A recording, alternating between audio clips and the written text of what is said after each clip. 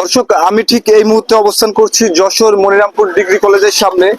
তো এখানে কিন্তু একটি ভয়াবহ সড়ক দুর্ঘটনার শিকার হয়েছেন।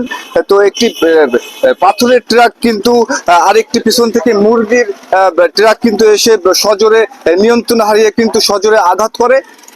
তো যার ফলে এখানে কিন্তু গুরুতর ভাবে আহত হন। এই আহতের ফলে কিন্তু তাকে যশোর 250 শয্য জেনারেল হাসপাতালে কিন্তু তাকে নিয়ে যাওয়া হয়।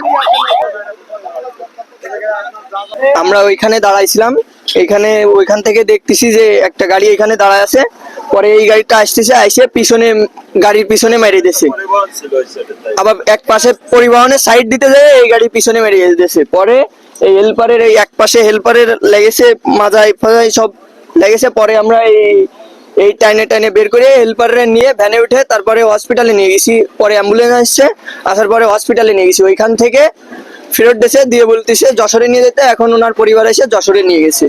হাসপাতাল পাঠাইতে হয়েছে, কিন্তু ওর অবস্থা দেখলাম ভালো না। বুক টুক এমনি বিচির বের হয়ে গেছে একদমে। ড্রাইভার নাইমে চলে গেছে ওই সাইড থেকে। সেই গাড়িটা হয়তো এখানের এলাকার লোকরে খুঁজলে আপনি পাবেন। এলাকার এখানে পাথর আনলোড করতেছিল, ওরে টান দিয়ে বলছে সরাই দাও, সরাই দাও। ওইটা সরাই আর কি বের করা হয়েছে। ফিস্ট হয়েছিল ওই গাড়িটায়। ওই ট্রাকটা সরাই আমরা সবাই টাইনে আর কি বের করা হয়েছে। 12:30 পৌনে একটার সময় 12:45-এ।